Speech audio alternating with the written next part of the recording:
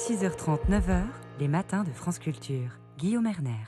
Bonjour Marguerite Caton. Bonjour Guillaume, bonjour à tous. Ce matin, vous revenez sur l'attentat d'Arras qui a eu lieu vendredi.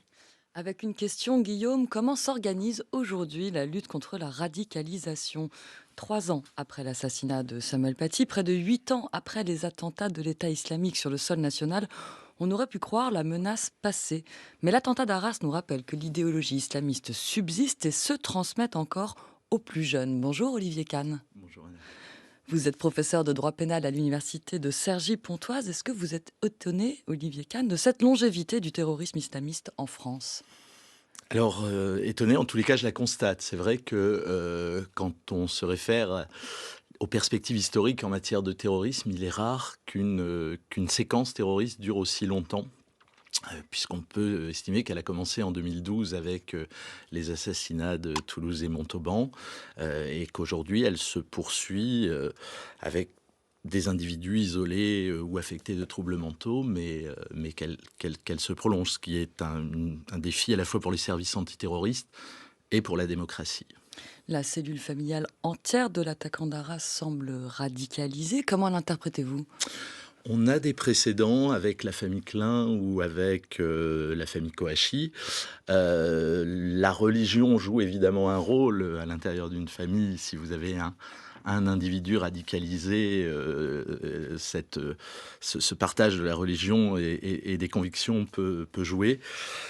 Maintenant, il faut aussi peut-être, en la matière, pour l'affaire qui nous intéresse, s'intéresser au vécu de cette famille qui, après son arrivée en France, a subi une tentative d'expulsion, a connu différentes péripéties. On a peut-être des éléments aussi là dans la manière dont ils ont été traités. Et encore une fois, ça nous renvoie à cette mise à l'épreuve de la démocratie. On a appliqué des procédures légales, mais qui ont peut-être conduit des personnes à se radicaliser.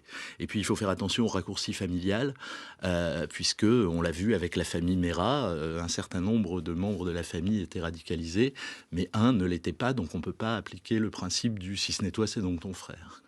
Aujourd'hui, l'école s'impose comme une cible, mais aussi comme un lieu de prévention de la radicalisation. Les professeurs sont tenus de signaler les atteintes à la laïcité. Que deviennent ensuite ces informations ? Alors, tout un dispositif a été mis en place. On a d'abord le signalement des atteintes, effectivement, à la laïcité, avec un formulaire en ligne qui doit être rempli par les professeurs et qui va ensuite être transmis au coordinateur de la laïcité du ministère, qui renverra les professeurs vers la meilleure solution, donc soit le Vademecum, soit l'équipe laïcité. Et puis en matière de radicalisation, on a deux plateformes, donc la plateforme Pharos et la plateforme Stop Djihadisme. Puis surtout, on peut saisir le chef d'établissement qui lui-même va saisir le référent départemental prévention de la radicalisation. Et là, tout ça passe ensuite devant un groupe d'évaluation départementale et des procédures sont mises en œuvre éventuellement avec les services. Donc il y a une bascule des informations d'éducation nationale vers le ministère de l'Intérieur, c'est au niveau départemental. C'est ça. La difficulté, c'est que la radicalisation, comme les atteintes à la laïcité dans la plupart des cas, ne sont pas des infractions. Donc on ne peut pas directement faire un signalement au procureur de la République, il faut passer par une procédure administrative. Alors les fameuses fiches S dont on va parler maintenant, Olivier Kahn, sont censées permettre de suivre ces individus. Alors qu'est-ce que c'est exactement comme outil, ces fiches S ? La fiche S, même si on en parle comme si c'était autonome, est en fait une sous-catégorie d'un fichier beaucoup plus large, beaucoup plus important, qui s'appelle le fichier des personnes recherchées, qui est consulté plusieurs dizaines de milliers de fois par jour par les policiers. Et la fiche S, selon le décret de 2010 qui prévoit ce fichier des personnes recherchées, concerne les personnes qui peuvent, en raison de leur activité individuelle ou collective, porter atteinte à la sûreté de l'État, à la sûreté publique par le recours ou le soutien actif porté à la violence, ainsi que de celles entretenant ou ayant des relations directes ou non fortuites avec ces personnes. C'est-à-dire que ça n'est pas une évaluation de la dangerosité, ça ne préjuge pas de cette dangerosité, ça signifie simplement qu'un service de renseignement, la DGSI, la direction du renseignement de la préfecture de police ou le service central du renseignement territorial, souhaite suivre un individu, être informé de ses déplacements, déplacement et pouvoir ainsi le surveiller. Donc c'est un outil d'information à destination des services, pas un élément permettant de présumer la dangerosité. Et la fiche prévoit 11 conduites qui peuvent être tenues et qui peuvent être remontées au service, donc du simple signalement du passage à une frontière ou lors d'un contrôle d'identité, jusqu'à des mesures de surveillance plus poussées. D'accord, donc on comprend que c'est vraiment un outil interne au service de sécurité. On signale quelqu'un, on dit vous m'envoyez toutes les informations qui relèvent de ce type quand vous le voyez, une frontière, etc. Il n'y a pas que des islamistes qui sont fichés S.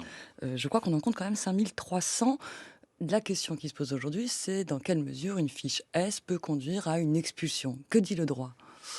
Alors le droit dit qu'une fiche S en soi ne peut pas conduire à une expulsion, et ça le Conseil d'État l'a rappelé dans un arrêt de 2019 où il dit très clairement que ce simple signalement ne suffit pas.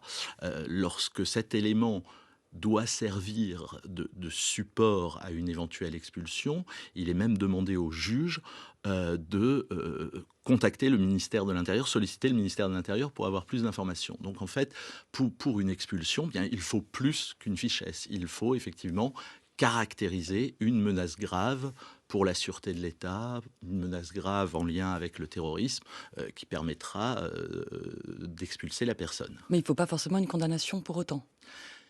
Si vous avez une condamnation, c'est encore différent. Une condamnation peut être assortie d'une interdiction du territoire français qui permettra ensuite l'expulsion de la personne.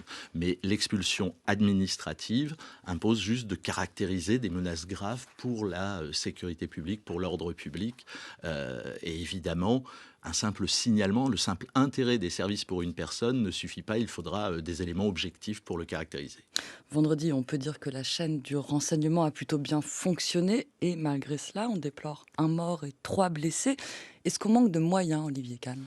Non, on ne manque pas de moyens, d'autant que depuis 2015, les moyens des services de renseignement ont été assez considérablement renforcés. Toute cette affaire montre encore que effectivement les services ont plutôt bien fonctionné. Il y a eu une alerte quand l'individu s'est rapproché de son frère condamné pour terrorisme. On a commencé à le surveiller. Il y a eu une surveillance active pendant 2 mois. Simplement, effectivement, il faut environ 20 personnes pour surveiller de manière active un individu. Et une fois qu'on a vérifié, on ne peut pas en permanence surveiller tout le monde. Et puis, il y a autre chose qu'il faut dire, c'est que effectivement, si on veut rester un état de droit et ne pas basculer dans un état de police, il faut aussi admettre que, il y aura des ratés. Les services font leur travail et surveillent les gens. Si la crainte n'est pas confirmée, si la menace n'est pas établie, il est naturel qu'ils abaissent leur niveau de surveillance. Et au-delà des moyens des services, donc de votre point de vue, il n'y a pas lieu de changer le droit ? Le droit est déjà allé très très loin. Je pense encore une fois que nous ne sommes pas loin de changer de régime. On a quand même un droit aujourd'hui dans lequel nous violons le droit européen en matière de collecte et d'utilisation des données avec l'aval du Conseil d'État, de la Cour de cassation et du Conseil constitutionnel. Mais le droit français est à ses limites sur la surveillance. Merci beaucoup Olivier Kahn d'être venu en studio ce matin. Je rappelle que vous êtes professeur de droit pénal à l'université de Cergy-Pontoise.